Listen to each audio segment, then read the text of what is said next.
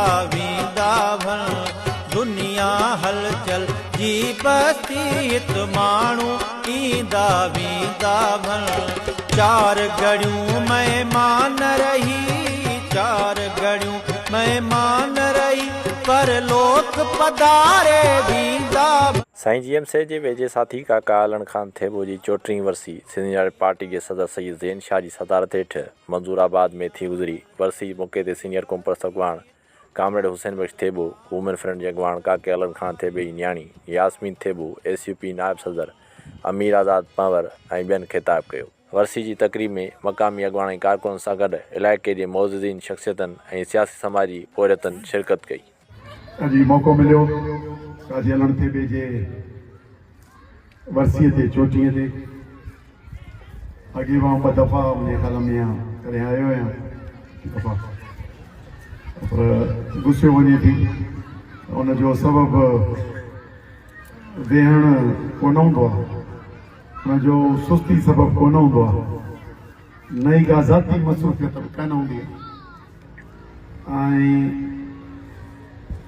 चाची हलण सां जीअं ॻाल्हायूं पिया त मुतहरिक किरदारु हो, हलंदड़ हो, सो ऐं हलंदे हलंदे ऐं हिकिड़े ॾींहुं ख़बर पई त ॿ ॾींहं अॻे मिलियासीं 22 ते त ख़बर पई त विछड़ी वियो अख़बार में पढ़े में, सो यकीन हुनजो घणा पासा ऐं शख़्सियत हो। साईं इमदाद मोहम्मद शाह जो मोहब्बती वेझो कुर्ब वारो दोस्तो तंहिंसां दिलि जूं ऐं एतमाद जूं ॻाल्हियूं करे ऐं सघे साणुसि मिलण जे करे बार बार असांजी मुलाक़ात नंढपण खां वठी शायदि हिन उमिरि खां वठी थींदी हूंदी, मूंखे 5-6-7 सालनि खां वठी आख़िरी संदसि विछोड़े ताईं केतिरियूं ज़ाती मुलाक़ातूं सफ़र गॾु ऐं रहिया ऐं कचहरियूं ऐं जॾहिं थोरा वॾा थियासीं यूनिवर्सिटी ऐं हिन जा त पोइ कचहरियूं ऐं गॾियल कचहरियूं न पर अकेले में बि कचहरियूं ऐं चाचे हलण सां गॾु ख़ुदि मूं 4 दफ़ा सफ़र कयो हूंदो अकेले सिर्फ़ ऐं सलाह मसलतूं या हुजतूं ऐं मोहबतूं बि रहियूं, पर संदसि बेलोस समाजी ख़िदमतगार ऐं सियासी क़ौमी कारकुन मिसाली क़ौमी कारकुन उहो पंहिंजो किरदारु छॾे वियो। माण्हू पोइ छा छा छॾे वेंदा आहिनि, ज़ाहिरी शइ जंहिं ते ढूंढ ते अॼु तव्हांखे ॿुधूं पिया सवेल अमीर अली पिया ॻाल्हायूं, मूंखां कंहिं सवेल पुछियो कंहिं सहाफ़ीअ साईं हिन ज़िले में का तब्दीली आई आहे छा थींदो, त मूं चयो छा थियो आहे, त चई त कुझु ई थी पियो आहे, त मूं चयो ॾिजूं ढूंढ ते विढ़ंदियूं असांजो छा आहे। तो इक़्तिदार पैसे खे ढूंढ सम्झंदा आहिनि ऐं हिन अज़ीम माण्हू जेको तव्हांखे सादो ऐं समाजी ख़िदमतगार नज़र ईंदो हुजे पर हिकिड़ो असांजे लाइ हिकिड़ो मिसाली क़ौमी कारकुन आहे। हू सिंध दोस्त वतन दोस्त को क़ौमी कारकुन जंहिंजो जॾहिं खां साईं जीएमसी सां ख़ानदानी नातो साईं जीएमसी सां हलंदो पियो आहे, साॻी कंधीअ ते रहण जे करे उहा लाॻापो रहियो, पर चाचे हलण ॿियो रस्तो इख़्तियार कयो, उन खां मुंहिंजे ख़्याल में त वधीक ताक़तवर रस्तो कयो ऐं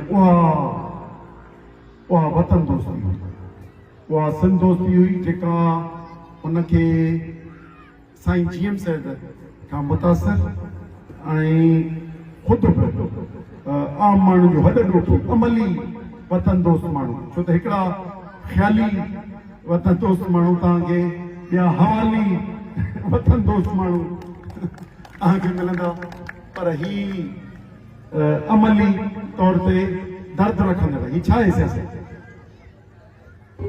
सियासत इहा आहे असां सिंध वतन जी छाजे लाइ था कयूं त सिंध जे माण्हुनि जो पंहिंजे वतन ते तारीख़ी हक़ हुजे, उन जा वारसी आइन में लिखी वञे ऐं उन जो हक़ इंसाफ़ ऐं ईमानदारी सां माण्हुनि ताईं पहुचे। हाणे इहा आहे असांजो मिशन। पर जेसिताईं हवाली या मूं इन करे ज़िक्र कयो, जेसिताईं इहो ॾिघो सफ़र आहे जंहिं ते असांखे हलणो आहे, पर इन में ईंदड़ पैदागीर ऐं मौक़े परस्त सियासतदान जेके अंग्रेज़नि जा अब्दुला हुआ, पंहिंजे शख़्सी चङा मुड़सीअ लाइ वरी पोइ 78 सालनि खां बि दलाली वारी सियासत पिया कनि, उन्हनि जो इहो क़िबलो न आहे। उन्हनि जो क़िबलो सॼो चङा मुड़सीअ ते थो बीहे। उन करे अमली तौर ते ऐं ज़ाती खोड़ वास्तनि में निभाइण इहो हिकिड़ो वॾो गुण आहे, पर पंहिंजे उहो निभाइण पंहिंजी जाइ ते, पर पंहिंजी सियासी सोच ते जीअं हुसैन बख्श ॻाल्हायो, कांवड़ ॻाल्हायो त साईं जीएम सैद खां रहनुमाई वठणु वियो, साईं जीएम सैद सियासी फ़ैसिले करण ॾिनसि त पंहिंजे वतन जे यानी 1 यूनिट जे ख़ात्मे ऐं तॾहिं सिंध बलोचिस्तान ख़ैबर पख्तूनख्वा ख़तमु करे लाहौर में हेडक्वार्टर करे हिकिड़ो सूबो ठाहे छॾियूं ऐं ज़िला थी हलूं आहे। त माना फ़ैसिलो जंहिं महिल पंहिंजो सियासी फ़ैसिलो आहे त ओॾी महिल सियासी पंहिंजे सिंध जे मफ़ादनि तहत ते चाची हलणु फ़ैसिलो करे, उन करे उनखे उन नज़र सां ॾिठो वञे। ऐं नथो सम्झा त ही सभिनी माण्हुनि ते ईंदा आहिनि, पर रस्ता माण्हुनि खे हर जाइ ते नज़र ईंदा आहिनि, पर जेको यकीनी मौक़म हूंदो आहे असां वटि या लतीफ़ जे चवणी त लतीफ़ शेर आहे न त तूं घणा पियो पढ़ी, बाबल घणो पियो पढ़े, हथे पेरे मुनड़े, हथे पेरे मुनड़े हलजु साण हीअं,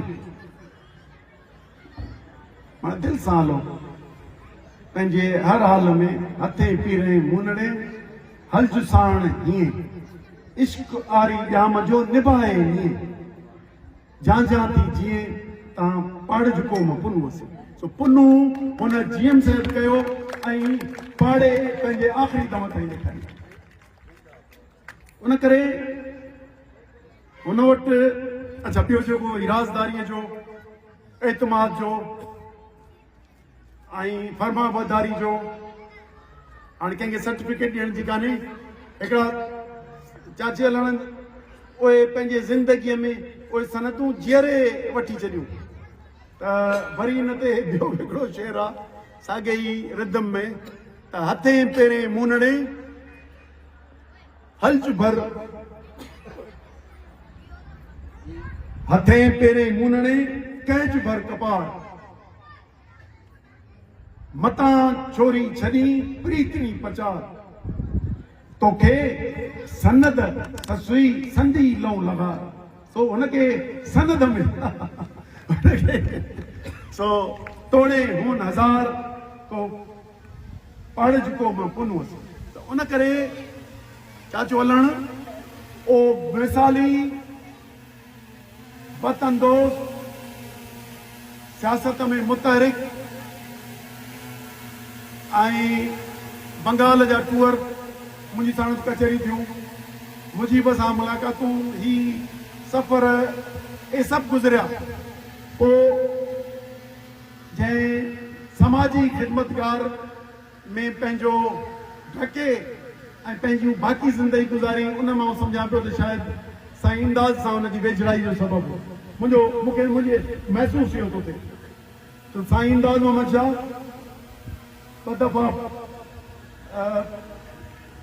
ॿ दफ़ा या 3 दफ़ा डिस्ट्रिक्ट काउंसिल जो मेंबर रहियो, 2 दफ़ा सूबाई असेंबली मेंबर रहियो। उनखे चवां त सियासत छो नथा करियो, त साईं चवंदो त बाबा समाजी ख़िदमतगार आहियां सियासत वञी ॿियनि खां पुछो साईं सां कचहरी थींदी मूं कल्ह बि हिते प्रोग्राम में चयो सकरण में त साईं चयो त असां अवामी लीग मुंहिंजी आख़िरी पार्टी हुई साईं ईंदा न अचो ऐं उन में जेको लका ॾिठो जमूरियत जे खून जो लखे माण्हुनि जे क़त्लेआम जो ऐं हितां बंदूक जी ताक़त जेको पंहिंजो इज़हार कयो उन खां पोइ मुंहिंजो इन ॻाल्हि तां यकीन खॼी वियो त को जाइज़ नमूने सां को हिन मुल्क में का बहितरी या जमहूरी निज़ाम अची सघे थो उन करे पंहिंजे माण्हुनि जे शऊर इल्मी ख़िदमत मयार ज़िंदगी बहितर करणु ऐं उन में जॾहिं उहा जेको गिरफ़्त आहे फ़र्दनि जी रियासत जे ताक़तुनि जी ऐं उन जे ज़रिए कंट्रोल जी जेको ही आहे उहो तॾहिं माण्हुनि में जॾहिं उहो अहलियत ईंदी तालीम ईंदी ॼाण ईंदी ऐं मयार ज़िंदगी बहितर थींदी ही ख़ौफ़ खां निकिरंदा पोइ पंहिंजा रस्ता वठंदा हुननि इहो रस्तो साईं चवंदो ऐं समाजी ख़िदमतगार आहिनि त चाची हलण बि सियासत में पंहिंजे वक़्त में मुतहरिक माण्हू हो 60 जे ॾहाके में त साॻी टर्मिनोलॉजी इस्तेमालु कई ऐं उहो ज़िले काउंसिल जो मेंबर थी या क़ौमी तहरीक जे कारकुननि जो भरजलो थी ऐं जेके ओए मिशन्स जेके कम साईं जीएम से इतिना थे उन्हनि खे आमना सदकना करे ऐं उन्हनि ते हलण वारो ओम सियासी मिसाल किरदार आहे जंहिंजे करे साणुस बार बार अची ऐं खेसि सलाम करणु ऐं 34 सालनि खां पोइ बि अचण ते ख़ुशी थी थिए मूंखे हिते अॼु आयुसि यकीनी तौर ते ख़बर ते हाज़िरीअ में जज़्बात खे रोके न सघियुसि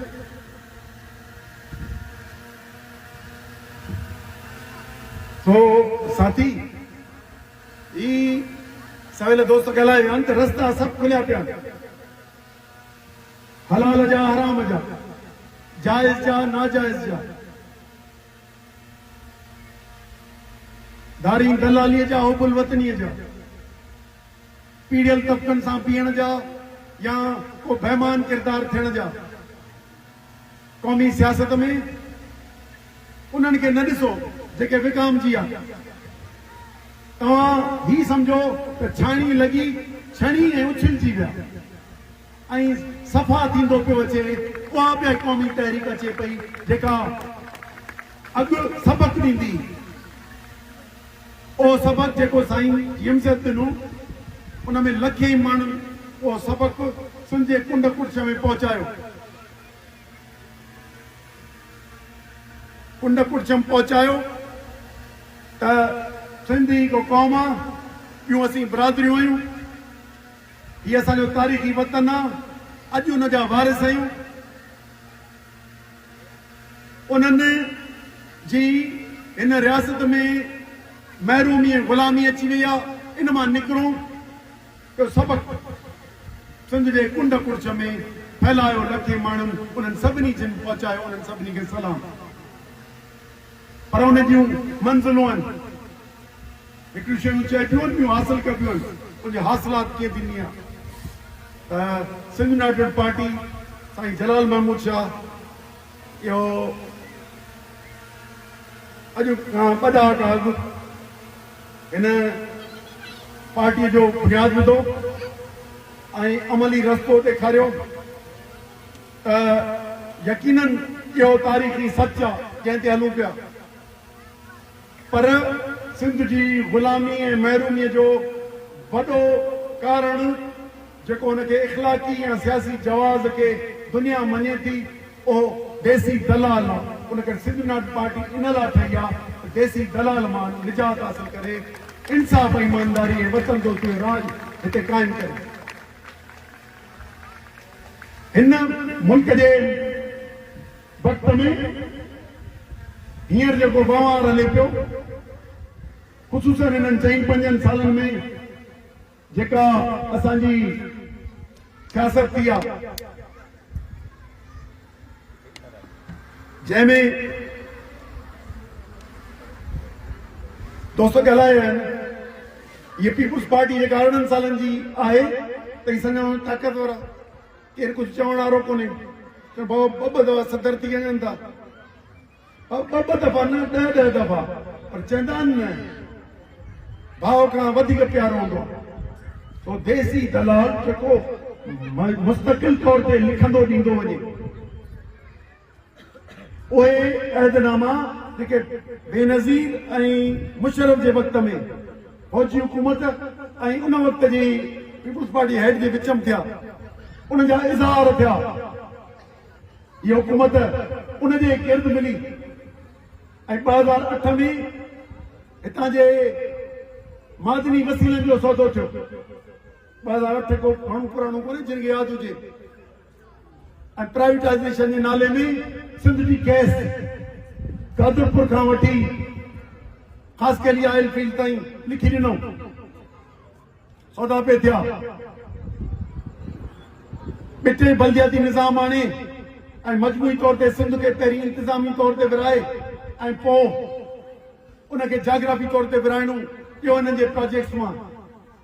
सिंधी ॿोलीअ खे ईंदड़ 20 सालनि में आस्ते आस्ते तालीमी सिस्टम मां बेदख़ल, ऑफिसुनि ऐं अदालत मां बेदख़ल करण खां पोइ तालीमी सिस्टम मां बेदख़ल पैरेलल ॿियनि स्कूलनि खे हथी ॾेई उन्हनि खे फाइनेंस करे जेके तव्हां वॾा वॾा स्कूल नज़र था अचनि प्राइवेटाइज़ेशन में, पहिरीं चेन्स आंदियूं वयूं, हिते ॿोलीअ कीअं ख़तमु कजे। सॼो पाकिस्तान पीपुल्स पार्टी जा मिशन आहिनि। सामूंडी पट्टी जेका 270 किलोमीटर असांजी आहे, उनखे तब्दील कयूं कोस्टल डेवलपमेंट अथॉरिटी जे नाले में, यानी आहे सूबे जी पर अथॉरिटी इस्लामाबाद जी। कोयलो जंहिंजी सवेल हिते तव्हां कोयले जे हिन इलाइक़े में था रहो, हितां खां वठी ठटे में जे विच में जेको कोयलो आहे, इहो पुराणो थर वारो कोयलो निकितो कोन हो। ही सूबाई सब्जेक्ट आहे, पर उनखे थरकोल जॾहिं निकितो त उन मां हिसेदारी करे कोल डेवलपमेंट अथॉरिटी क़ाइमु करे ऐं मथे ॾेई छॾियूं। हेठि चयूं, हेठि नाइंसाफ़ी ऐं भींगला 4 हथरादू वॾेरा कयूं हुन जेके नाइंसाफ़ी करे ऐं ठगीअ सां कढंदा हूंदा, पंहिंजो ज़मीर विकिणी ऐं पंहिंजे बिरादरियुनि जो ऐं क़ौम जो सौदो करे ऐं लखापति थींदा हूंदा। उन्हनि भाउरनि खे ॿुधायो, तव्हांखे इहा जेका वॾी दलाली पीपुल्स पार्टी क़यादत पई वठे, जेका हिते MNA MPs खे नंढी दलाली ॾिनल आहे, तव्हां उन्हनि जा नंढड़नि दलालनि जा बि बालक आहियो कि वरी नंढड़े ते उन जा पैसा वठी ऐं उहो कमु तव्हांखे उनजो उजूरो पियो मिले। माउ खे धरती माउ खे विकिणण जे एवज़ तव्हांखे ई मिले पियो। उन करे इन्हनि खे इन बद नज़र, इन ख़राब नज़र सां ॾिसो त ही सॼा सौदा थिया आहिनि ऐं उन जे ज़रिए ही अचे पियो। एहतिसाब जो अमल रुकिजे थो। मुल्क जो जमहूरी निज़ाम ठगीअ जो ठाव आहे। अमलन इलेक्शन निज़ाम असांखे ख़बर हुई 2024 में केरु ईंदो, 18 में केरु ईंदो, 13 में केरु ईंदो, 8 में केरु ईंदो, वफ़ाक़ी अख़बार छो थी ख़बर पए। यानी ही सॼो सिस्टम इन ते ठहियल आहे। उन करे हेठि आम तौर ते पुलिस राज आहे, इरिगेशन में बेईमानी आहे, रेवेन्यू जे खाते में तपेदार तव्हां पंहिंजे खाते जा पैसा थो वठे, पीउ पुट जे नाले ते करे पैसा ते दाख़िला जा अलॻि रखे। हाणे इहो हेठि ताईं तव्हां लोड़ियो था, आम माण्हू लोड़े थो। ही सॼो निज़ाम करप्शन जे करे अहिड़े निज़ाम सां बीहारियो वियो आहे ऐं ईमानदारी ते हली नथो सघे ऐं उहे नाइंसाफ़ी ऐं बेईमानी कंदड़ कुझु हज़ार सियासत में ऐं कुझु लख बेईमान कामोरनि में जेके तव्हां सां माई हूंदा, जेके ठगींदा हूंदा, रिश्वत वठंदा हूंदा, हरामखोरी कंदा हूंदा, उन्हनि जे ज़रिए असांजे माण्हुनि खे हिकिड़ो पैरेलल निज़ाम ॾेई ऐं उन्हनि खे ग़ुलाम बणाए वेठा आहिनि, मोहताज बणाए वेठा आहिनि। ऐं इन सॼे खे टोड़ण लाइ असां कोशिश आहियूं। तव्हांखे सलाम आहे जेके उहे दोस्त जेके पंहिंजो हलाल खाई ऐं कंहिं हराम ऐं लालच में न आया ऐं पंहिंजो हक़ इन खे था सम्झनि जेको हू पोरियो कनि था, पघर करे कमाइनि था। ही रुश्वत जो या धारी दलालीअ जो हॾो या ॿूटी कोन था खाइनि। ही सॼी सिंध उन्हनि खे बचाइणी आहे, ही कंदी उन्हनि खे बचाइणी आहे। असां मुख़्तलिफ़ रुॻो ई आहियूं। अॻियां हिकिड़े भेरे चाचे जे मुंहिंजे ख़्याल में हिकिड़े ते आयोसि, तॾहिं मूं हिकिड़ी ॻाल्हि कई त असांखे बि चवनि था बसि वतन सिंध मात कढो, बाक़ी सभु जावा कयो। इहो अथव। अॻे मूं हिते ॻाल्हाईंदे चयो त कंहिं गीत ॻाल्हायो हिते ॻायो पिए, मूं हुते दोस्तनि खे चयो त ओचितो यादि अची वियो त हिन जे दिफ़ा जी ॻाल्हि न करियो, तव्हां पंहिंजे उहिदे जी ॻाल्हि करियो। चार जेके चङा अथव उन्हनि खे बि टुकुर जे फ़ाइदे जो ॻाल्हि करियो। हाणे तव्हां ॿुधायो छा करियो? पंहिंजे वतन जा हलाली फर्ज़ंद थियूं, पंहिंजे चाचे हलण ऐं साईं जीएम सैद ऐं सैद इमदाद मोहम्मद शाह हलाली फर्ज़ंद थियूं, पंहिंजे ईंदड़ नस्लनि जा अमानतदार थियूं। घणा पंहिंजे वतन खे ड्राईंदड़ हथ आहिनि जेके लुटीनि पिया, फुरीनि पिया, थोरा ठाहींदड़ हथ आहिनि।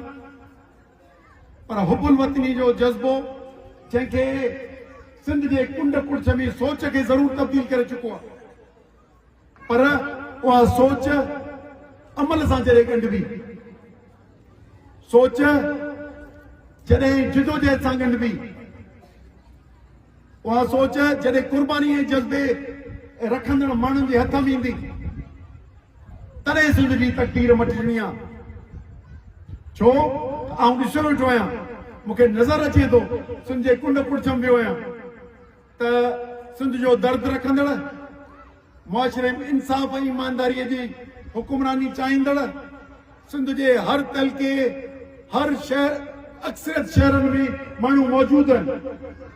पर रियासत जे हिन ठाहियल ठगीअ जे ठाह ऐं बेईमानी ऐं नाइंसाफ़ीअ जी हुकुमरानी ऐं ब्यूरोक्रेसी ई कामोरा, इन्हनि जो एॾी गिरफ़्त आहे। इन्हनि ते मथां जेका धारे दलाल सियासतदान खे जेका छुड़वागी ॾिनी वई आहे, इन्हनि जे ज़रिए माण्हुनि खे घुटे हेठि रखो, उन जे ज़रिए जो कब्ज़ो कयो वियो आहे। उन हेठि जेके मौजूद आहिनि सिंध में, उन ॼाण सां राब्तो करे ऐं तंज़ीम ठाहिणी आहे ऐं ही ठग बेईमान सियासतदान ऐं बेईमान कामोरनि सां मुआरो अटकाइणो आहे, त पोइ तॾहिं सिंध जो निजात ऐं बहितरी थियणी आहे। उनजे करे घणा तव्हांखे ॿुधाए छॾींदा त साम्राज, पोइ बैन अलाक़ामी साम्राज, पोइ इस्लामाबाद साम्राज, पंजाब साम्राज, बिल्कुलु हिकिड़ी वॾी चेन आहे। पर मूंखे उन साम्राज जो देसी दलाल नज़र अचे थो ऐं सिंध नेशनल पार्टी जे कारकुननि खे इहो चवणो आहे त हुननि असांजी मुख़्तलिफ़ इन में इन देसी दलाल जेको बेईमानी ऐं नाइंसाफ़ी जे ज़रिए यूनियन काउंसिल में, टाउन कमेटीअ में, सूबाई असेंबलीअ में, क़ौमी असेंबलीअ में ऐं सेनेट में पंहिंजो मनफ़ी किरदारु अदा थो करे, तव्हां उन्हनि जूं हेठां पाड़ूं पटणु शुरू करियो, उन्हनि जा मुक़ाबिलती साम्हूं थियो ऐं इन ठगीअ जे ठाह खे ठाहे ख़तमु करियो। उनखे पंहिंजे सोच बि वाज़े आहे। असां पंहिंजे सिंध जो तहफ़ुज़ चाहियूं था। पाकिस्तान खे ठाहींदड़, पाकिस्तान असांखे न ठाहियो आहे, पर पाकिस्तान खे इन्हनि सूबनि ठाहियो आहे। उहे ख़ुदमुख़्तार रहणा आहिनि, ऐतनामु आहे। उन्हनि जी उहा शिकिल आणण लाइ असां सिंध नेशनल पार्टी जो इहो पैगाम आहे त मौजूदा जेको पाकिस्तान पीपुल्स पार्टी डोमिसाइल जेको 6 महीना किथां बि लॻे अचे उनखे डोमिसाइल ठाहिण जो इख्तियार पाकिस्तान पीपुल्स पार्टी ख़तम करे छॾियो आहे। हाणे ॿुधायो शनाख्ती कार्ड आहे जेको जितां ठहे मुल्क मां अची हैदराबाद मां ठाराए इहो कंहिं करायो आहे? इन में भाङे भाई वारनि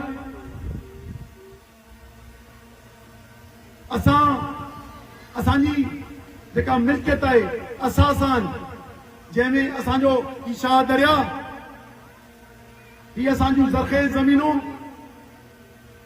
ही असांजो कोयलो ही मादनी वसीला ही सामूंडी पट्टी इन्हनि जो सौदो या उन्हनि जा MOUs अंडरस्टैंडिंग पाण में ठही पई अथनि त इहे तव्हांखे आस्ते आस्ते ॾींदा वेंदासीं तव्हां रुॻो हिते असांखे हुकुमरानीअ जी चङ मुड़सी ॾियो इहे कंदा पिया वञनि। उन करे इन सॼे जे असांजी नज़र आहे त हिक पासे तव्हांजा असासा जेके सरकारी मिल्कियत चऊं जेके सामूंडी पट्टी चऊं इहा सॼे असांजे ईंदड़ नसुलनि जी अमानत आहे। असांखे वॾनि उहा अमानत हवाले कई आहे। हाणे पाण जेके बि आहियूं उन्हनि ते इहो ज़िमेदारी आहे त अहिड़ी सियासत खे अॻिते बचनि ऐं ईंदड़ जे हवाले करियूं। हेठी सतह ते नाइंसाफ़ी जे राज जा मुक़ाबिल थियूं। ॿियो जेको पैसो जेको गॾु थिए थो मुल्क जो नाणो जेके NFC था चवनि टैक्सनि जी शक्ल में तव्हां वटि वञे थो मथे वञे थो उन्हनि जी विरासत जे फार्मूलनि खे मटाइण जूं दवाऊं करे आया आहिनि। ॿिटो बल्दियाती निज़ाम वरी ॿीहर हणण जूं वाइदा करे आया अथव बिपला।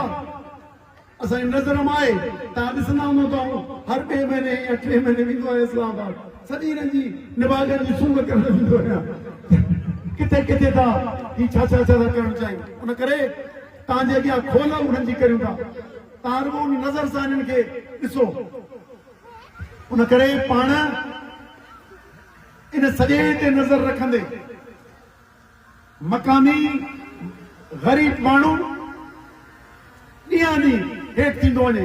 हीअं जेके अंग खराया आहिनि सिंध में 33% 32.6 33% गुरबत आहे।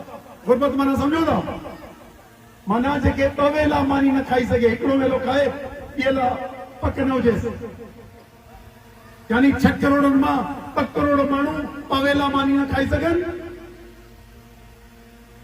घणनि खे पंहिंजो घर अचो न हुजे। हिते असांजे जेके सरकारी अमलदार हुजनि जेके मुंहिंजा पब्लिक सर्वेंट्स आहिनि उहे उन्हनि खे हाकमी करे अञा उनखे लुटीनि फुरीनि। इन ग़रीब खे पंहिंजी बराबरि आणणु ही जेको इस्तेसाल कंदड़ आहे उनजे पेट मां कढणु उन्हनि जी बदमाशी बंदि करणु। असां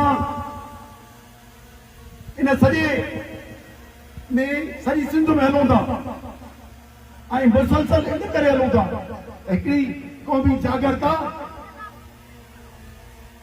ऐं क़ौमी गैरत खे वधायूं ऐं सिंध नेशनल पार्टी जे कारकुन खे उन क़ौमी गैरत जो मिसाल थियणो आहे त कीअं इंसाफ़ ईमानदारी सां पंहिंजो किरदार जे बुनियाद ते पंहिंजे इलाइक़े में पंहिंजी साख पैदा करे ऐं उनजो साथारी जेको थिए थो उनखे पंहिंजी सोच ॿुधाए। असां वटि इन्हनि घणनि बीमारियुनि जो इलाज आहे। असां वटि सिंध नेशनल पार्टी वटि तसवुर इहो आहे त मिल्कियतुनि जा 100% सूबा मालिक हुजणु घुर्जनि। टैक्स गॾु करण जा 100% सूबा मालिक हुजनि। सामूंडी पट्टीअ जा सूबा मालिक हुजनि। मर्कज़ पाकिस्तान जे मर्कज़ खे हलाइण लाइ असां पंहिंजे टैक्सनि मां उन्हनि खे हिसो ॾियूं। ख़ारजा पॉलिसी जेका असेंबलीअ में ठहे उनखे हलाइण लाइ जेके हाईवेज़ ठहनि था उन्हनि खे हलाइण जा मुल्क जी सिक्योरिटी लाइ ऐं करंसी लाइ इन्हनि चइनि खातनि खां सवाइ बाक़ियुनि खे सभिनी खे हेठि सूबनि जा खे इख़्तियार ॾियूं। शनाख्ती कार्ड शनाख़्त सूबनि जी हुजे, जेका क़ौमी असांजी शनाख़्त आहे, पासपोर्ट मुल्क जो हुजे, जंहिंखे पाकिस्तान जो पासपोर्ट चवनि था, उहो हुजे त असांजी ॿार सिटीज़नशिप पाकिस्तानी हुजे, ऐं हिते असांजी इन फेडरेशन में पंहिंजी शनाख़्त पंहिंजी सिंधी हुजे, उनजी ॿोलीअ जी बहाली चाहियूं था, जेका असांजे उहा बहाली चाहियूं था जेका मुल्क ठहण खां अॻे मौजूदु हुई, उहा असांजे अदालती निज़ाम में, असांजे इंतिज़ामी ऑफिसुनि में ऐं असांजे तालीमी सिस्टम में जंहिंखे ख़तमु करण जा सांभा पिया कनि उनखे रोकणु। उन करे ॿियो ॿाहिरीं जेका कुत ख़ल्क़ थी अचे, जंहिंखे शहरियत ते मिले थी, उनखे रोकण लाइ असां वटि इहो आहे त शनाख़्ती कार्ड जॾहिं मक़ामी हूंदो उन ते कानून बि सूबो ठाहे सघंदो। कंहिंखे शहरियत अचे, सॼी दुनिया में असीं कमाइण वञूं था, सॼी दुनिया जा माण्हू हिते कमाइण अचनि, पर हितां जी मिल्कियत ते, हितां जे नौकरीअ ते, हितां जे वोट ते सिर्फ़ असांजे मक़ामी माण्हू जो हक़ हुजे। ॿाहिरियां जेके असांजी दरियूं खुलियूं आहिनि उनखे बंदि कयो वञे। इहो कीअं हासिल थींदो? मूं चवां न, असीं ख़्याली कोन आहियूं, सां गॾु असीं अमली आहियूं। उन करे उहो अमल कीअं थींदो? हिन वक़्त ते असांजा सियासी दरवाज़ा बंदि कनि था, हर तरफ़ अज़ाब ऐं देसी दलालनि जे ज़रिए ठाहिण जी सियासत थिए थी। सन में गोलियूं हलंदड़ आज़ाद छुटा पिया आहिनि हिन इलाइक़नि में। मथे नवाब चवण थो रोज़ केस आहिनि, इहो सॼी सिंध में ख़ौफ़ जी अलामत थिए थी। इन सॼे खे ख़तमु करण जे लाइ अमलनि कहिड़ा करियूं? हिकिड़ो आवाज़ उथारियूं था, तव्हां सां सॼी सिंध मरूं था। उन ते तव्हां सां गॾु जिदोजहद करियूं पिया। मूंखे यादि आहे तव्हां जॾहिं पाणी जिदोजहद में 17 नवंबर ते हितां लंघियोसि त मंसूराबाद, खानोट, किथे कहिड़े शहर नालो हली आयो, कहिड़ो शहर हो जिते नौजवान तेजा शहर भरपूर इस्तक़बाल न किया। इहा ई त असांजी ताक़त आहे, जेका ॾियनि था। उन करे इहा पुरम सियासी हथियार पाण वटि आहे। बंदूक मूंखे कान खपे, बंदूक जो जहिड़ो ई कोन्हे। उन करे ही पुरम सियासत में साथ जी ज़रूरत पए थी। उहा कल्ह पाणीअ ते बि इस्तेमालु कईसूं, ऐं उहो इदारो जेको न ते रही सघियो उनखे 12 ॾींहं रस्ता बंदि करे ऐं उन्हनि खे मजबूर करे ऐं हाल फिलहाल पाणीअ जी स्कीमुनि खे पोइते ते करे छॾियोसीं।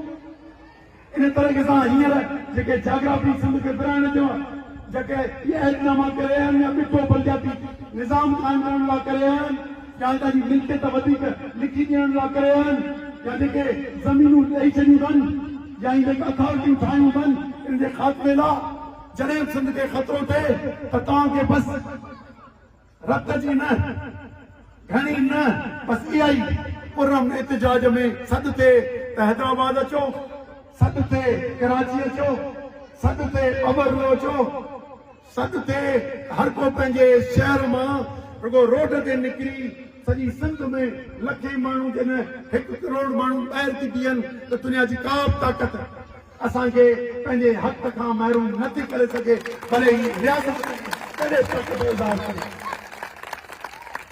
उन करे ही भाड़िया तव्हांखे हिननि जे उताकुम ते वञो, मूंखे मिलंदा आहिनि खोड़ पीपला।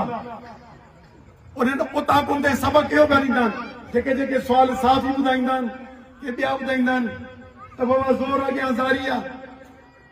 बाबा असेंबलीअ में आइन में तरमीम कयव 26-27, उन ते ॻाल्हायो कोन।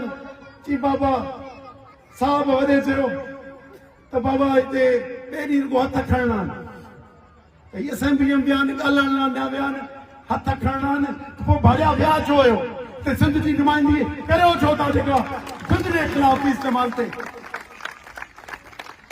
उनजे करे असेंबलीअ खे रबड़ स्टैम्प ठाहे छॾियो अथनि। उन करे इन सॼनि इदारनि जी हक़ीक़ी बहाली जेकॾहिं असीं चऊं था त पाणीअ जे शाख ते नाइंसाफ़ी थिए थी त रोकियूं था, पुलिस नाइंसाफ़ी करे थी, एहतिजाज कयूं था। मंसूराबाद जा साथी पाणीअ जे लाइ अदी यास्मीन ऐं गॾिजी पाणी लाइ एहतिजाज कयूं था। तीअं इलेक्शन निज़ाम ख़राब आहे। वज़ारत उज़्मा अॻे विकिजो थी वञे। असांजा सियासतदान पीढ़ीअ ते पिया हर महीने विकिजनि।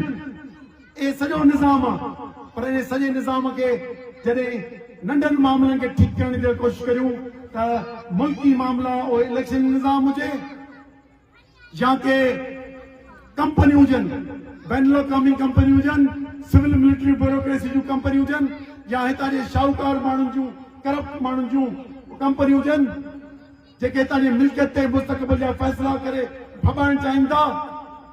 इन सॼे जी वापसी कीअं मुमकिन थींदी? इन सॼे जी उन्हनि जा ही असीं अमल ई घटि ॾियूं था ऐं अमल में बीहूं था। असांखे नुमाइंदगीअ में नथा अचनि ॾियनि, कहिड़ो फ़र्क़ु पियो? तव्हां गुंगा ॿोड़ा असेंबली में भरे छॾिया आहिनि। तव्हां सिंध जो सौदो करे सदर 8 जुलाई ते पाणी जा केनाल लिखी ॾेई आहियो, पर असां पंहिंजे साईं जीअं जे पोखियल वतन दोस्तीअ जे सबक़ ऐं असां पंहिंजी साख ऐं मुसलसल जिदोजहद जे ज़रिए अॻे बि नाकाम कयो आहे। इंशाअल्लाह आईंदा नाकाम करे ऐं फातिह थींदासीं। हिन जा ॾींहं पूरा थींदा, पूरा थियण वारा अथव। ठॻीअ जो ठाह केतिरा ॾींहं वञे? थोरनि माण्हुनि खे थोरे वक़्त लाइ, घणनि माण्हुनि खे थोरे वक़्त लाइ त बेवकूफ़ बणाए सघो था, पर हाणे तव्हांजे दलालीअ जी खुल थी वई आहे। जीअं ट्रंप में हवा निकिरी वई आहे, तीअं सदर ऐं वज़ीर आज़म में ॼाण हवा निकिरी। हीअ सिंध जे माण्हुनि खे ख़बर पइजी आहे त दलाल ऐं दलाल जॻहियूं खपाइण जो न। उन करे जॾहिं सुञातो त तव्हांखे सम्झ त अधु गेम सम्झ में अची वई। वरी चंदात बाबा ही जेके चंदात बाबा सघा आहिनि, ॿिया आहिनि, इन्हनि सां केरु विढ़ंदो? इन्हनि सघनि खे तव्हां ई दसियो आहे पोएं साल 2025 में। मूंखे चला ॿुधायो उनखे पाण पंहिंजा दसियल ही रुगो पराई बंदूक जे हुन ते ऐं असांजे वज़ीर आज़म जा जेके सलाम हुजनि ट्रंप खे ॾिठा हुआ कीअं कया आहिनि टीवीअ ते? सलाम आहिनि जंग माण्हू जेको दहशतगर्दी करे थो उनखे चए थो अमन जो अवार्ड ॾिजे। हाणे ने भाॼनि उपतो कमु पियो करे। इन्हनि सॼे मुल्क जे में जेका साज़िश थिए पई उन लाइ मुख़्तलिफ़ प्लेटफॉर्मनि ते जिदोजहद करियूं था। सिंध एक्शन कमेटी जे प्लेटफॉर्म ते सिंध जे निज मसइलनि ते उनखे बचाइण लाइ कोशिशि करियूं था। ऐं ॿिया तव्हांखे बलोचिस्तान जा केपी जा पंजाब जा माण्हू बचाए कोन ॾींदा। सिंध जे जाग्राफी खां वठी सिंध जे वसीलनि जो पाण खे तहफ़ुज़ करणो आहे, पाण बचाईंदासीं। ॿियनि खां मदद ॾे ऐं वठि कंदासीं। ऐं उन बुनियाद ते 26 27 आईनी तरमीम SIFC जेको मिल्कियत लिखी ॾिनी अथनि उनजे फुरजण जेको कानून ठाहियो अथनि उनजे ख़ात्मे सभु इदारा पंहिंजे आईनी हदुनि में कमु कनि। उनजे लाइ मथे तहरीक तहफ़ुज़ आईन पाकिस्तान जे इत्तेहाद मुस्लिम पार्टी हिसो आहे। इलेक्शन जे निज़ाम में असां ग्रैंड डेमोक्रेटिक अलायंस अलाइज़ रहिया आहियूं, कॾहिं अकेले सर रहिया आहियूं, कॾहिं उन्हनि सां गॾिजी विड़िया आहियूं पोइ इलेक्शन्स में। उन करे जेका हिकमत अमली बहितर थींदी, जेका बहितर लॻंदी वक़्तु हालतुनि तहत ते, पर उन में अंसर वतन दोस्तीअ जो हूंदो, पंहिंजे बहितर हिकमत अमली खणी पंहिंजी ताक़त वधाइण जो हूंदो। ऐं इन ख़्वाहिश ते आहियूं त ही जेके बदनाम ज़माना ही पैदागीर जेके असांजा नामियात अवामी नुमाइंदगी कनि था इन्हनि मां छुटकारे लाइ ग़रीब विचोले तबिके खे गॾु करे, उन तंज़ीम खे गॾु करे ऐं हलाली चङनि मुड़ुसनि खे बि गॾे ऐं ओम आज़ाद कयूं जो सिंध ते सिंध नेशनल पार्टी हुकुमरानी करे ऐं बाक़ियुनि सूबनि ते पंहिंजा इतादनि सां गॾिजी ऐं मुल्क जे मजमूई आइनी निज़ामनि खे तब्दील करियूं। उन करे ज़हन साफ़नि जिदोजहद साफ़ ऐं मुसलसल हलण वारो रस्तो बि खुलियो पियो आहे। थी चवनि चाचो हलणु सुबुह शाम हलंदो। सो उन करे तव्हां असांखे बि ॾिसंदा हूंदो चाचे हलण जा भाइचे आहियूं उन करे पिया हलूं। कॾहिं ॾिसो था पाण दोस्त चवंदा आहिनि साईं हाणे त भला थोरो त साई कयूं। सो उर्दूअ जो हिकिड़ो शेर सां ख़तमु थो करियां त उनजो शेर जो इन ते ई आहे सिलसिलो पांव पत्थर करके छोड़ेगी अगर रुक जाइए। माना जे बीठासूं न त असांजा पैर पत्थर थी वेंदा। पांव पत्थर करके छोड़ेगी अगर रुक जाइए, चलते रहिए तो जमीन भी हम सफर हो जाएगी। जमीन असांजी हम सफर आहे, असांजा सिंध जा माण्हू असांजी जान आहिनि, असांजा हम सफर आहिनि। असांखे फतुन में पंहिंजे वतन दोस्तीअ में वतन जे दिफ़ा मदद कया आहिनि। इंशाअल्लाह हक़ में त वठी ॾेखारींदुसि। महिरबानी।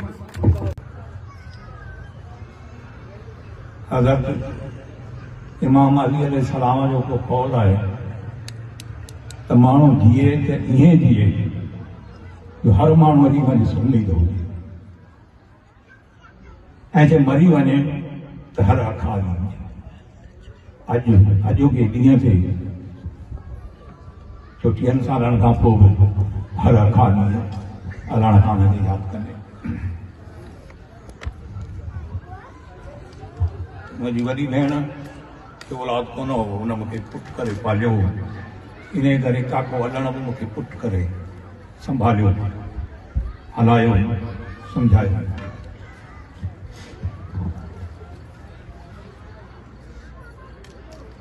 मीर रसूल भाई खान आफ्ताब इक़बार जो मालिक शेख अली मोहम्मद आफ्ताब इक़बार जी जेका ऑफिस हुई उन जाइ ते सदाई कचहरियूं थींदियूं हुयूं। मीर साहब सां तमामु वेझो तइल्लुक़। तो मीर साहब 88 में भुट्टे साहब जे सहीअ सां दादू दिलो जाम छोरो ऐं दादू ॿई गॾु दादू दिले जो पीपल्स पार्टी जो कन्वेनर काका हलण ते मुक़ररु कयो। इहो दस्तावेज़ मूं ॾिठो ऐं इन सॼी ॻाल्हि जो लफ़्ज़ लफ़्ज़ काका हलण ॿुधायो। काका ओ खणी वियो साईं DM साहिब। साईं चयो त मोटो ऐलान करे त वन यूनिट इक़्तिदार में की वन यूनिट ख़तमु कंदासीं, भले शामिल थी। पर ॿुधो साईं, बेख़बरी भली शइ आहे। कलाण ॼाणा इहा ठहियो बदनीयती पुठिसी कूड़ ठगी 1945 खां वठी अॼु ॾींहं ताईं साईं जे ख़िलाफ़ ॻाल्हाइजे थो। ऐं तव्हांखे हीअ ॿुधाइण थो चाहियां त वन्यूं साईं DM साहिब टोड़ियो हो। जे वन्यूं न टोड़ियो आहे त तमामु हर माण्हू ते पंजाबी जी जेका आहे त हुकु ऐं किलम ताज़ी करे आहे। हिन जाइ ते वेठो न हूंदो आहे, इज़त न माणियो आहे। हीउ सॼो पंजाब हुजे आहे, हीउ पंजाब जो ज़िलो हुजे आहे। इहो अहसान ॿियो जॾहिं सियासत में नथा हुन सां ॻंढिजो त इहो त अहसान मञो त तव्हांखे तव्हांजो पंहिंजो पाण करण जो जेको हक़ु ॾिनो आहे सो साईं DM साहिब ॾिनो। तो साईं चयो त वाह भुट्टे साहब खे चओ त वन यूनिट जे ख़िलाफ़ बयान ॾे, पोइ भले तूं गॾिजे। काको हलण आयो शेख अली मोहम्मद ऐं मीर रसूल भाई जो बस सही कन्वेनरशिप ते हिन दस्तावेज़ जेको आहे आर्डर ते सही आहे भुट्टे साहब जे असां कोन चवंदासीं। केरु ॻाल्हाए शेख अली मोहम्मद साहब हुनखे ॾिनी इहो काका ते ॿुधाए मूंखे ॾिनी सलाह त हाणे हीअं करियो त भुट्टे खे दावत ॾेई घुरायो पाण वटि ऐं उते भुट्टे सां ॻाल्हायो तव्हां पाण। तो काका दरख़्वास्त खणी वियो डिस्ट्रिक्ट काउंसिल जो मेंबर हो डिप्टी कमिश्नर दरख़्वास्त खणी वियो त आऊं टी शादी करियां थो ऐं हीअ दरख़्वास्त आहे हीअ डिस्ट्रिक्ट काउंसिल जो जेको रेस्ट हाउस आहे इहो महिरबानी करे मूंखे 2 ॾींहंनि लाइ ॾिनो आहे डिस्ट्रिक्ट काउंसिल जो रेस्ट हाउस मिलियो ॾाढो रेनोवेट वग़ैरह करे तयारु करे अॼु जेके तीं फूं था कनि न फां था कनि पीपला उन ॾींहुं सभु बांबड़ा पाए भॼी विया जंहिं ॾींहुं फोटो जेको आहे काका आलण जे दावत ते दादूअ जे रेस्ट हाउस में पहुतो 7 पीपलो भॼी वियो पीपला कोन वॾेरो हा तंहिं ज़माने में वॾेरो ज़ात वॾेरो भॼी वियो काका ज़ुल्फ़कार भुट्टे खे चयो मरोम खे चयो त बाबा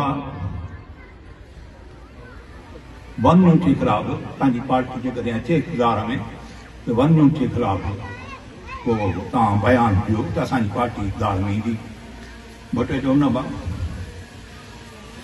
पंजाब नाराज़ थींदो ऐं पंजाब जे नाराज़गीअ सवाइ इक़्तिदार मिलंदो ई कोन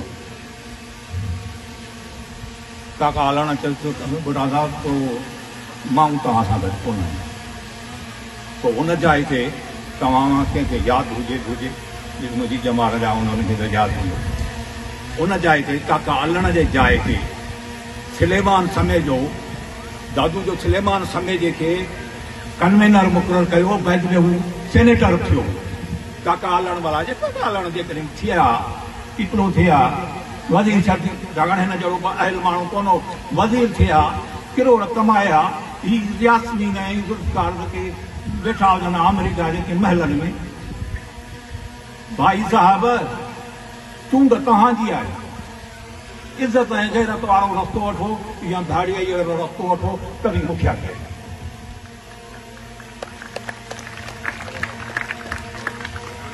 ऐं भुट्टे को पीपलनि छा कयो हुनखे टंगो टाली करे ॿधी खणी विया साला जेलनि में पोइ जेल लोड़ींदो रहियो इन जवाब ॾियण जे अवल में हुनखे जेल में लोड़ाई जेल खाधी तकलीफ़ूं सठई पर कॾहिं बि जेको आहे तो बारी कोन तव्हां आया हूंदो जिते टांकी लॻी पई आहे अलण खां निकिरो त हिन ॻोठ जे माण्हुनि खे सुठो पाणी हर घर जे दर ते मिलंदो ही अलण खान मरी वियो टांकी फिटी वई पाणी जे लाइ माण्हू रुली विया तकलीफ़ में अची विया स्कूल तइलीम ॿियो त छॾियो त हर जाइ ते जेको आहे सो काका आउं सम्झां थो त टाइम घणो आहे तइलीम त घणी आहे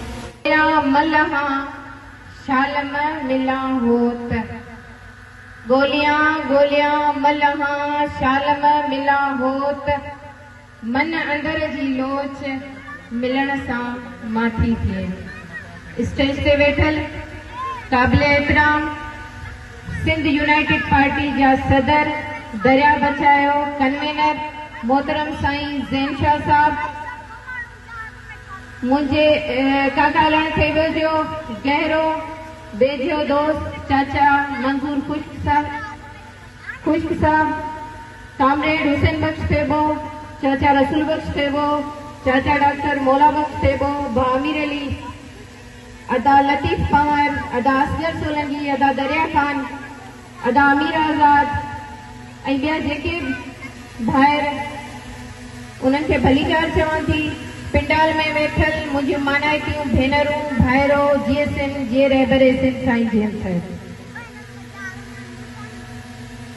हिन पूरी काइनात समाज में जेके माण्हू पंहिंजे किरदार सां सुञाता वञनि था ऐं उन्हनि जो किरदार ई उन्हनि जी सुञाणप बणिजे थो उन्हनि किरदारनि मां हिकु सुञाणप काका हलण थेबो हो काका हलण थेबो न सिर्फ समाज सुधारक सियासी वर्कर पर साईं जीएम साहिब जो बाएतमाद वेझो सफ़ी रहियो ईअं खणी चइजे त साईं जीएम साहिब जो असाबी पिणो काका हलण थेबो जंहिं समाजी कमनि सां गॾु साईं जीएम साहिब सां उनजो जेको रूहानी इश्क जो नातो जुड़ियो 1946 खां काका हलण थेबो साईं ऐं सिंध टलजी वियो।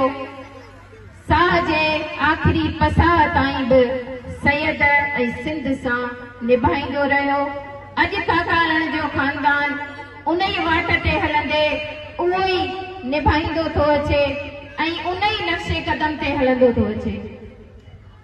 काकालण जॾहिं शाह हैदर सनाई एजुकेशनल जो जेको बुनियाद रखियो वियो तॾहिं साईं इमदाद मोहम्मद शाह सां गॾिजी काकालण उहो बुनियाद रखियो ऐं न सिर्फ़ उहो बुनियाद पर उन सां गॾु जेके बि स्कूल हुया उन्हनि खे हाई स्कूल मिडिल स्कूल जो दर्जो ॾिनई।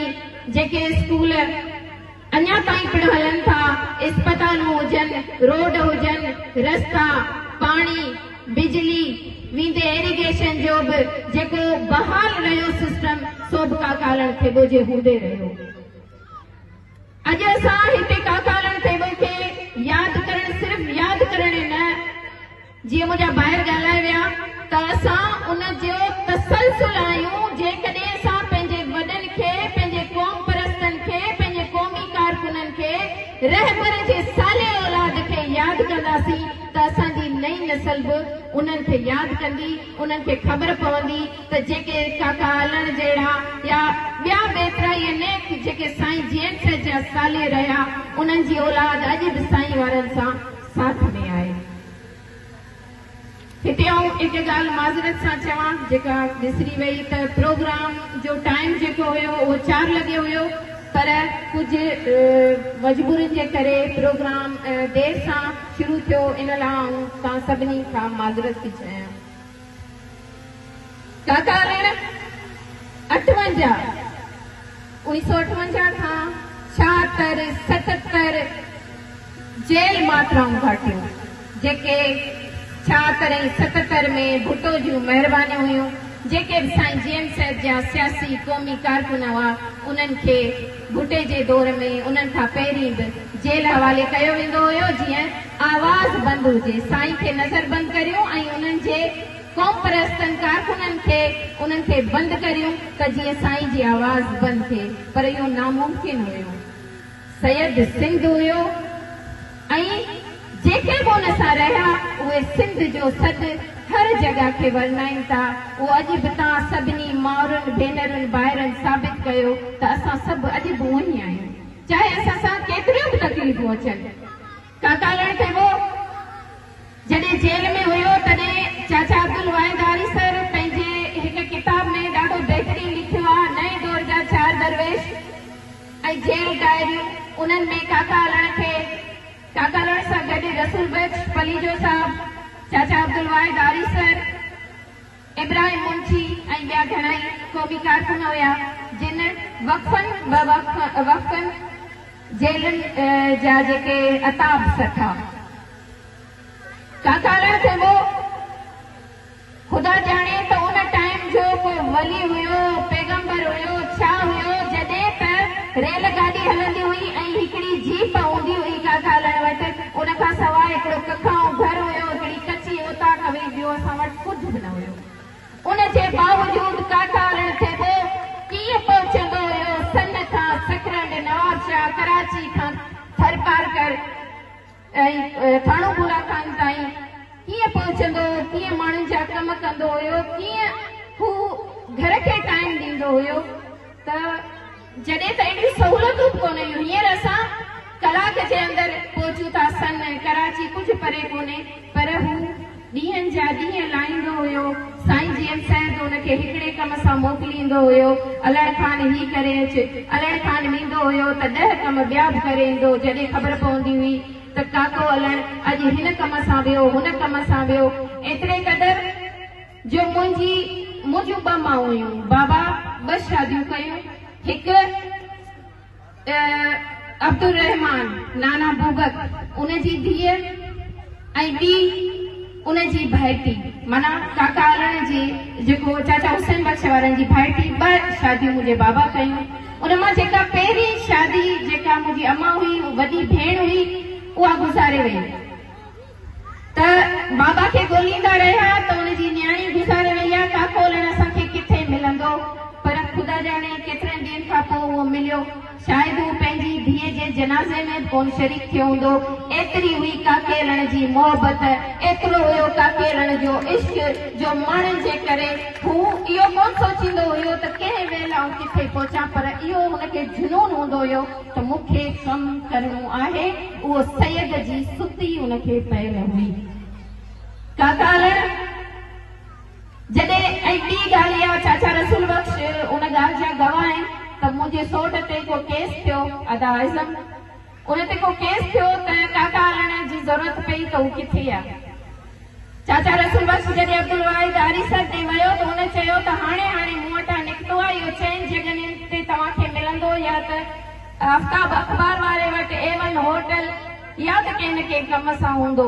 पोइ बि उहो काकोलण उन्हनि खे सही तरीक़े सां शायदि मिलियो न, वापसि चाचा रसूल बख्श पंहिंजे ॻोठ भरियो।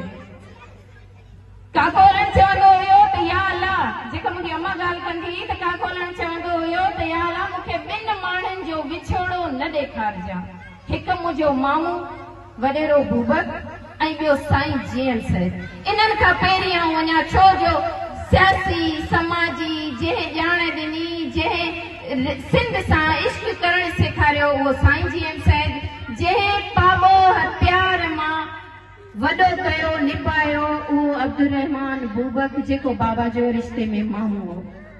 त बाबा जी ॻाल्हि वाक़ई अलाह साईं खे का वणी, जो बाबा उन्हनि खां पहिरीं वियो ऐं उनजो मामू उनखे इंतिहाई पंहिंजे औलाद खां बि वधीक भायो, ऐं उनजो मिसाल इहो हुयो त बाबा बि उनजे औलाद खे पंहिंजे औलाद जेतिरो ई भायो।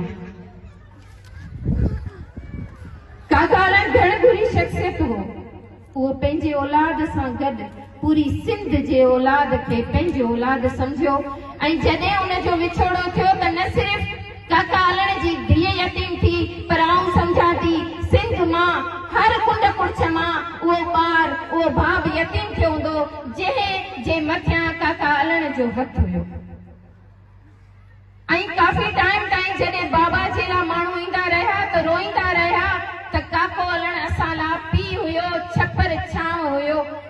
काकोलण इहे समाजी सियासी रुख काकेलण जा हुया, पर घर में हू पीउ हिकु बाछारो, माना अनेक हुन में रंग हुया।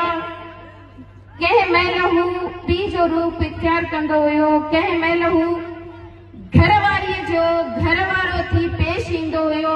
मुंहिंजी माउ कॾहिं बि इहा शिकायत न कई त हलण खान तुंहिंजा एतिरा कम आहिनि ऐं उन हूंदे तूं घर में का पूरत कोन कई आहे, छो जो सॻे सुईअ जेतिरो घर में छॾे पोइ बाबा वेंदो हुयो त किथे मुंहिंजी घरवारी बि मूंखे इहा शिकायत न करे त किथे तूं कंहिंजे कम सां ई मथां तुंहिंजो घर रुलजी न वञे।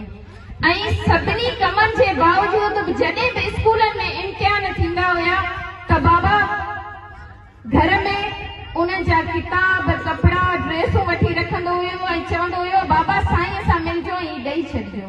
मूंखे न हुई ख़बर त उहे किताब ऐं कपिड़ा छाजे करे बाबा ॾींदो हुयो ऐं मुंहिंजे हथां छो ॾियारींदो हुयो, पर हाणे ख़बर पई त उहो उहो रस्तो ॾेखारे वियो त जॾहिं बि कंहिंखे बि ज़रूरत हुजे त तव्हां हुनजी महल में कम अचो, ख़ासि करे तालीम लाइ। जेकॾहिं तालीम जी ज़रूरत पवे थी उन्हनि खे कापियुनि जी किताबनि जी, ऐं अनेक ॿार एतिरा हुया जेके बाबा जे इन अमल सां पढ़ी पिया।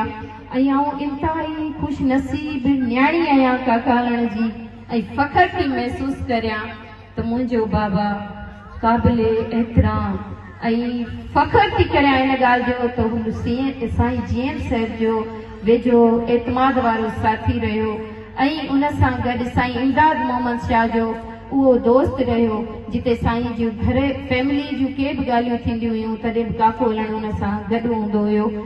ऐं इंतिहाई थोराइती आहियां हिते जिन बि हिन प्रोग्राम में मुंहिंजा ॿाह ॿेली थिया साथ ॾिनो, हुन में अदा ख़ुदा बख़्श थिएबो, मुंहिंजो पुटु जूनियर काकालण थिएबो, मुंहिंजो वर ज़ुल्फ़कार थिएबो ऐं ॿिया भाइर भेनरूं जिन हिन प्रोग्राम खे सिंगारियो। ऐं आउं निहायत शुक्रगुज़ार आहियां साईं ज़ैन शाह साहिब जी, जेके माना एतिरे टाइम जे एतिरे घणनि मसइलनि जे बावजूद बि कमनि जे बावजूद बि थोरो टाइम कढी मुंहिंजे सॾ ते आया, मुंहिंजे बाबा जे हिन प्रोग्राम खे उन्हनि 4 चंड लॻाया।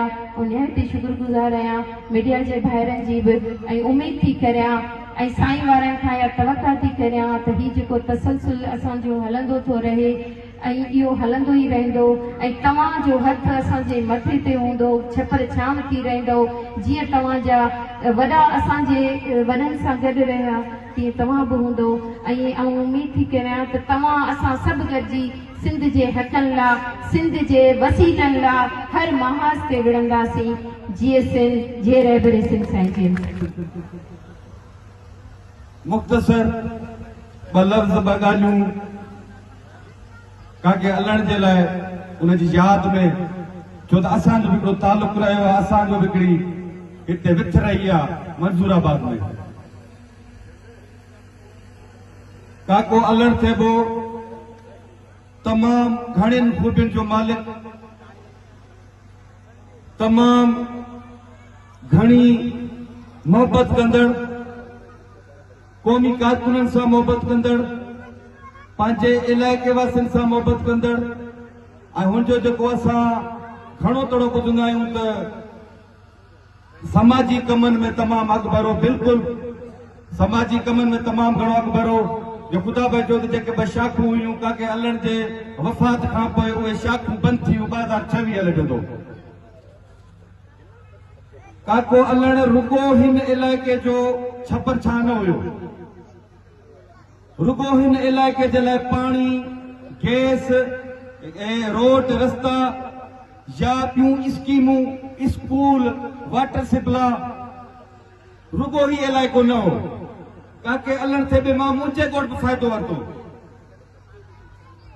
काके अलण जे डिस्ट्रिक्ट काउंसिल जी मेंबरशिप दौरान दादू जनमल गॾु ज़िलो हुयो त असांजे ॻोठ मुंहिंजे वालिद मीर मौला बख्श निगारी काके अलण थे बि खां स्कीम वरिती फर्श बंदी जी, जेके नंढियूं नंढियूं स्कीमूं हूंदियूं हुयूं उन वक़्तु उहा फर्श बंदी वारी स्कीम जेका डिस्ट्रिक्ट काउंसिल जेका मंज़ूर कई उहा रेगुलराइज थी ऐं उन रेगुलेशन जे बाद उहा सरकारी पन्ननि ते चढ़ी ऐं हाणे उते पको रोड आहे। असांजे ॻोठ जो बिजली जो निज़ाम, लाइट, उहा काके अलण थेबे जी देन आहे। उन जूं कोशिशूं मददूं आहिनि जो 3 सालनि खां असां उहा लाइट इस्तेमालु कयूं पिया। असां वटि माण्हुनि जो वॾो काल आहे, माण्हुनि जी वॾी खोट आहे। असां काके अलण खे यादि कयूं था त उन जा 2 सबब आहिनि। हिकिड़ो सबबु तो समाज सुधारक हुयो, पंहिंजे इलाइक़े जे माण्हुनि जा मसइला हल कंदो हुयो। माना हू ओड़े फोरम ते हुयो, हू अहिड़े इदारे में हुयो, हिकिड़े चूंडियल मेंबर जी हैसियत में हुयो जिते हू उहो कमु करे थे सघियो। मूं अर्ज़ु कयो त माण्हुनि जो काल आहे। सिंध जूं घणियूं डिस्ट्रिक्ट काउंसिल्स आहिनि, समूरी सिंध में घणियूं डिस्ट्रिक्ट काउंसिल्स आहिनि। उन्हनि सभिनी डिस्ट्रिक्ट काउंसिल्स जा मेंबर, ज़िले काउंसिल मेंबर, अक्सरियती जेके मेंबर आहिनि उहे पीपल्स पार्टी जा।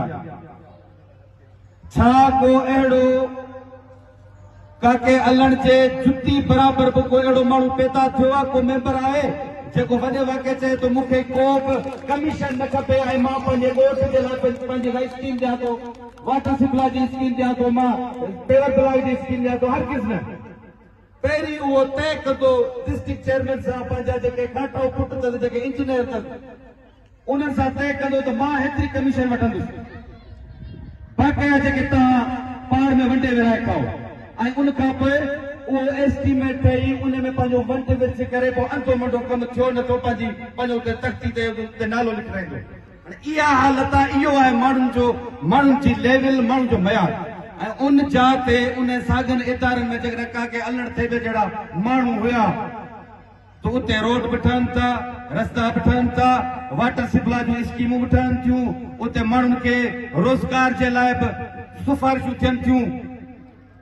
कहिड़नि माण्हुनि जा मना लखणा खोड़ अहिड़ा माण्हू उन वक़्तु हुआ जिन खे काके अलण तमामु वॾनि मंज़िलनि ते पहुचायो। इहे जेके कम, इहो मयार काके अलण जहिड़े किरदार में थी सघे थो, काके अलण जहिड़ा माण्हू ई करे सघनि था, ॿियो केरु नथो करे सघे।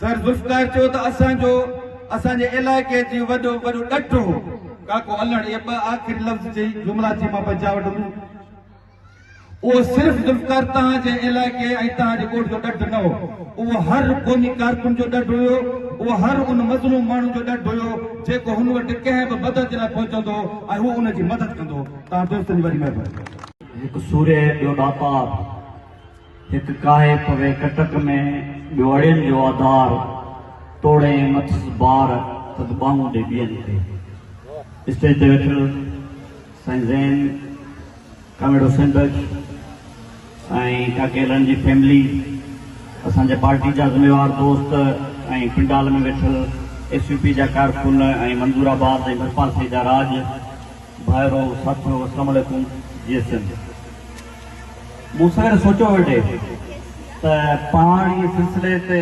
मंज़ूराबाद में वेठा आहियूं ऐं साम्हूं दरिया वहे पियो ऐं हिकिड़े अहिड़े माण्हू खे यादि पिया करियूं जेको पंहिंजी हिमत में पहाड़ वांगुरु हो ऐं पंहिंजे मिज़ाज में सिंधू दरिया वांगुरु हो सो उन शख़्स खे यादि करण जे लाइ इहे सभु राजबाग गॾु थिया आहियूं ऐं माण्हू जी सुञाणप ॿिनि तरीक़नि सां थींदी आहे हिकिड़ी माण्हू जी शिकिल छबी मुआंडो फलाणो आहे ऐं उहो मरण सां गॾु फना थी वेंदो आहे मौत उनखे फना करे छॾींदो आहे ऐं पोइ सिर्फ़ु उनजी तस्वीर उनजे घर वारनि खे यादि रहंदी आहे या किथे लॻियल हूंदी आहे त उहा यादि रहंदी आहे पर ॿी सुञाणप माण्हू जी किरदारु हूंदो आहे ऐं किरदार खे फना कोन थींदी आहे ऐं किरदारु माण्हू जी जदोजहद ऐं अमल सां जुड़ंदो आहे उनजे करे आउं सम्झां थो त काको हलण थो हिकिड़ो अहिड़ो लाजवाब किरदारु आहे जंहिंजे लाइ के ॾाहे चयो आहे त गुल जी ख़ुशबू नक ताईं हूंदी आहे ऐं मुसनि जी ख़ुशबू मुल्कनि ताईं हूंदी आहे ऐं जेके सदियुनि ताईं नसिल दर नसिल यादि कयो वेंदो आहे ऐं माण्हू पंहिंजा आइडियल ठाहींदो आहे पंहिंजे माज़ी जे माण्हुनि मां उन मां पोइ वरी जेका हिन वक़्त जी जनरेशन हूंदी आहे उनजा जेके अॻुवान हूंदा आहिनि उहे उन्हनि खे साम्हूं रखंदा आहिनि त असांजे माज़ी जा जेके अॻुवान हुआ उनजी हिमत कहिड़ी हुई उनजो कमु करण जो तरीक़ेकार कहिड़ो हो उनजी ज़रूरत कहिड़ी हुई ईअं का केलनि खे पाण जॾहिं समाजी ख़िदमत वारे पासे हूंदा ऐं जॾहिं बि पंहिंजी लोकल गवर्नमेंट जी सियासत जी ॻाल्हि कयूं था या क़ौमी तहरीक जी ॻाल्हि कयूं था तॾहिं जेके चंद माण्हू नुमाया नज़र अचनि था उन्हनि में का ॻोल्हण थे ॿियो हिकिड़ो आहे वॾेरो हुजणु ॾाढो ख़ूबसूरत लफ़्ज़ आहे ऐं मूंखे वॾेरो लफ़्ज़ उनजे करे वणंदो आहे जो वॾे लाइ चइबो आहे जेको राज जो वॾो हुजे रखवाल हुजे या चङो मुड़ुसु लफ़्ज़ी चङो आहे पर उनजी तफ़रीक कीअं थी आहे त हिकिड़ा उहे माण्हू जेके न रुॻो पंहिंजे राज्यनि जा रखवाल हुजनि पंहिंजे इलाइक़नि जा रखवाल हुजनि पंहिंजे नंढियुनि जा रखवाल हुजनि पंहिंजे माण्हुनि जी मालिकी वापसी कनि पर उन सां गॾु पंहिंजे वतन ते जॾहिं ॾुखियो वक़्तु अचे त उनजे क़ौमी कारकुननि खे पंहिंजे औलाद वांगुरु सम्झनि उहे हिकिड़ा उहे वॾेरा आहिनि ॿियो वरी इहो लफ़्ज़ गार हुननि जे लाइ थियो आहे त हिकिड़ा उहे रेडीमेड माण्हू हिकिड़ा उहे जेके रियासती मिशनरी जा ठहियल माण्हू जेके हर इक़्तिदारी घुरिजे पोयां पुछ लटकाईंदा वठनि जेके टके जी कुर्सी जे लाइ टके पैसे जे इक़्तिदार जे लाइ इक़्तिदार त परे जी ॻाल्हि आहे पर थाणे ते फोन कराइण जे लाइ मुख़्तियारकार ऑफिस में कुर्सी वठण जे लाइ पंहिंजे वतन जे विकिरण जे लाइ तयारु थी वञनि या वतन फ़रोख्तनि जे सुखुनि में शामिल थी वञनि उन्हनि वॾेरनि खे पाण जेको आहे उन्हनि गदारनि जी लिस्ट में शामिल कंदा आहियूं त हिकिड़ा उहे माण्हू आहिनि जेके वाक़ई वॾा आहिनि वॾा आहिनि जिन पंहिंजे पंहिंजे इलाइक़नि जी ख़िदमत कई आहे ऐं हिकिड़ा उहे माण्हू आहिनि जेके तव्हांजे इलाइक़नि में हूंदा बज़ाहिर त ॾाढी भली गाॾी हूंदनि ॾाढो सुठो बंगलो हूंदनि पर टके जे ऑफिसर जी बूट चटण में देरि कोन कंदा ऐं उनजो सबबु कहिड़ो आहे हू पंहिंजे अंदरां खुटल हूंदा आहिनि हू पंहिंजे उन्हनि वटि ज़मीर जे नाले का शइ कोन हूंदी आहे उन्हनि वटि क़ौमी गैरत जे नाले का शइ कोन हूंदी आहे ऐं टके पैसे जे इक़्तिदार ऐं मफ़ाद ख़ातिर कंदा आहिनि ऐं ॿिया उहे समाजी ख़िदमतगार आहिनि जिन जी तरबियत साईं जेम्स साहिब कई आहे मूं इहा ॻाल्हि उन ॾींहुं जानसोरे में बि कई हुई साईं ज़ैन अक्सर उहो दोहिराईंदो आहे त साईं जेम्स साहिब असांखे सेखारियो आहे त सियासत इबादत आहे जेका माण्हुनि जी ख़िदमत जे ज़रिए करणी आहे हिकिड़ा उहे माण्हू जेके का कहिड़नि जी सूरत में हुआ ऐं ॿिया उहे माण्हू आहिनि जिन जे लाइ सियासत करप्शन जो धंधो आहे कारो धंधो आहे जेको कमीशन जे ज़रिए मिलणो आहे हाणे उहो असांखे तयन करणो आहे त असीं कहिड़नि सां वक़्ती तौर ते ॾुखायूं अचनि थियूं। मिसाल तौर तव्हां ॾिखे वक़्त खां मुखालिफ़ दौर में वेठा आहियो न, ऐं तव्हांजी कैफ़ियत सम्झी सघां थो। मंज़ूराबाद जा माण्हू, मांझनि जा माण्हू, सन जा माण्हू, तव्हां तमामु घणियूं तकलीफ़ूं ॾिठियूं आहिनि। छो जो हींअर जिन माण्हुनि जी हुकूमत आहे उनजो तरीक़ेकार इहो आहे, पाण लोकल गवर्नमेंट जो नुमाइंदो आहियां, उन्हनि वटि इहो कोन्हे त मेरिट कहिड़ी आहे, तकलीफ़ में केरु आहे, सेवरेज सिस्टम जी किथे ज़रूरत आहे, ड्रेनेज जी किथे ज़रूरत आहे, पीअण जो पाणी किथे कोन थो मिले, स्कूल जी किथे ज़रूरत, उन्हनि वटि इहा मेरिट कोन्हे का। उन्हनि वटि इहो आहे असांजे बंगले ते हाज़िरी केरु थो भरे, असांजी चमचागिरी केरु थो करे, असांखे साईं साईं केरु थो करे, उनखे ॾियणी आहे, पंहिंजो स्कीम ॾियणी आहे। ऐं उहा स्कीम थींदी कीअं? 20 लख रुपए जी स्कीम आहे, उन मां 12 लख रुपया कमीशन में वञणा आहिनि, बाक़ी 8 लख रुपया मर्ज़ी वारो नुमाइंदो वणेसि ठाराए वणेसि घर अची छॾे। सो उन सूरत में यकीनन तव्हां माण्हुनि वधीक काके हलण जे वञण खां पोइ या पंहिंजो साईं अमीर हैदर जे वञण खां पोइ, साईं जलाल जे बीमार थियण खां पोइ या मुतहरिक न हुजण खां पोइ तमामु घणो भोॻियो आहे। पर हिकिड़ी लकीर निकिती पई आहे त छा असांखे पंहिंजे उसूलनि ते बि पंहिंजे वतन जी मालिकी करणी आहे या पंहिंजे वतन जा दस्तबरदार थियणो आहे। इहा ई ॻाल्हि आहे जेका तव्हांखे असांखे बीहारे थी। ऐं डिघी कारी राति आहे, गुलामी वारी राति आहे, उनमें पाण उनखे रजिस्ट करियूं था। छो जो हिकिड़े पासे सिंध में हींअर उन्हनि जी हुकुमरानी आहे जेके हींअर त उहे पाण में विड़िया पिया आहिनि। उहे जेके तव्हांजो जबल विकिणी आया आहिनि, उन्हनि जे लोकल माण्हुनि जा हिन कोयले मां कारा मुंहुं ऐं कारा हथ थियल आहिनि, ज़मीनूं सभु नीलाम करे आया, दरिया विकिणी आया आहिनि, समुंड विकिणी आया आहिनि। या त असीं पंहिंजे ज़ाती लालच, ज़ाती ख़्वाहिश जे लाइ उन्हनि जे सिफ़ुनि में शामिल थियूं, या असीं साईं ज़हन जो साथ ॾियूं जेको तव्हांजे दरिया खे बचाइण जे लाइ, तव्हांजे ज़मीननि खे बचाइण जे लाइ, तव्हांजे वतन खे बचाइण जे लाइ जदोजहद जे मैदान में बीठल आहे। तो कॾहिं कॾहिं फ़ैसिला करण जो मरहलो ईंदो आहे माण्हू ते, जेके राजन भागन वारा हूंदा आहिनि, यार छोकिरो बदिजी थो वञे, छॾाइण वारो केरु कोन्हे को। पर जेको क़ौमी कारकुन आहे उनखे ख़बर आहे त असीं न को चोर आहियूं, न को मंशात फरोश आहियूं जो असीं सूबेदार जे ॾाढो मजबूर हूंदासीं, न कोई असीं कब्ज़ा कयो आहियूं जो असांखे मुख्तारकार जी ज़रूरत पवंदी त असांखे पूरा किले में पूरा खाता ठाहे ॾे। पर असीं उहे सियासी कारकुन आहियूं जिन इहा ज़िम्मेवारी खई आहे, जिन जे मथां तारीख़ इहा ज़िम्मेवारी ॾिठी आहे त असांखे पंहिंजो वतन बचाइणो आहे। उन वतन बचाइण जे लाइ जॾहिं असीं काके अलण ते बि जहिड़ा किरदार थींदासीं, साईं इमदाद मोहम्मद शाह जहिड़ा किरदार थींदासीं, साईं जीएमसी जा पैरोकार थींदासीं, साईं ज़ैन जहिड़ा किरदार थींदासीं, तॾहिं पंहिंजो वतन बचाए सघंदासीं। उनजे करे आऊं इन लहजे में उनजे करे थो ॻाल्हायां। पाण राजन भागन वारा माण्हू आहियूं, इहे एक्सक्यूज़िस इहे इलाही न ॿुधंदो आहियां ॻोठनि में, साईं ॻाल्हि तव्हांजी ॾाढी भली आहे पर मजबूरियूं आहिनि। मजबूरियूं कहिड़ियूं आहिनि? मजबूरियूं इहो आहिनि त पोइ पटे वाली वठणी आहे। मजबूरी इहा आहे रस्तो कोन ठहियो आहे, रस्तो कोन ठहियो आहे त हाणे पाण अबनि ॾाॾनि खां वठी इन तकलीफ़ुनि खे भोगींदा अचूं। उहे रस्ता पंहिंजा तॾहिं ठहंदा, उहे रोड पंहिंजा तॾहिं ठहंदा जॾहिं सही माण्हुनि जे हथ में हुकुमरानी ॾींदासीं। उनजे लाइ पाण खे जेकॾहिं कुझु वक़्तु रोज़ो रखिणो थो पवे या तकलीफ़ मां गुज़रणो थो पवे त आउं सम्झां थो त इहो सौदो सस्तो आहे। छो जो हिकिड़े पासे वतन फरोश आहिनि जेके पाण खे हिकिड़ी नौकिरी या हिकिड़ो खूह या हिकिड़ो वाटर सप्लाई जी स्कीम ॾेई आस्ते आस्ते पंहिंजी ज़मीन पंहिंजे पेरनि हेठां कढी था छॾनि ऐं पंहिंजो वतन धारियुनि जे हवाले करे था छॾनि। ॿिए पासे असीं उहे सभु दोस्त बीठल आहियूं जेके चऊं था न असीं पंहिंजे इलाइक़नि जी तरक़ीब कंदासीं, असीं पंहिंजे माण्हुनि जी ख़िदमत कंदासीं, पर उहा इन सूरत में न त असीं पंहिंजो वतन विञाइबूं, असीं पंहिंजी सुञाणप विञाइबूं। उनजे करे अचो मंज़ूराबाद वासियो काके अलण खे पंहिंजो आइडियल रखूं त जीअं असीं पंहिंजी इलाइक़ाई तौर ते पंहिंजे भाउ जे बल ते बि समाजी ख़िदमत करे सघिजे थी, पंहिंजे मुड़सीअ ते समाजी ख़िदमत करे सघिजे थी। लाज़मी कोन्हे त माण्हू इक़्तिदार जो हिसो हुजे। उनजे करे जॾहिं हर फ़र्द पंहिंजे पंहिंजे इलाइक़े जी ज़िम्मेवारी खणंदो, सिंध यूनाइटेड पार्टी क़ौमी जमहूरी सियासत थी करे ऐं सभिनी तव्हां दोस्तनि खे चवां थो त लोकल गवर्नमेंट जूं इलेक्शन अचनि थियूं, उन जूं हाणे खां तयारियूं करियो त जीअं तव्हीं घटि में घटि उन्हनि जे साम्हूं मदे मुक़ाबिल त हुजो। चोरनि जे लाइ मैदान ख़ाली थोरी छॾिबो आहे, चोरनि खे भॼाए कढिबो आहे। त उनजे करे अचो पंहिंजे पंहिंजे इलाइक़नि जा वारिस थियूं, पंहिंजे माण्हुनि जा वारिस थियूं। इनशाअल्लाह सिंध यूनाइटेड पार्टी जे अंदाज़ में वधे पई। असांखे इहो पूरो यकीन आहे त असीं पंहिंजे इलाइक़नि खे बचाईंदासीं, पंहिंजे राज्यनि खे बचाईंदासीं ऐं पंहिंजे वतन खे बचाईंदासीं। तव्हां सभिनि साथियुनि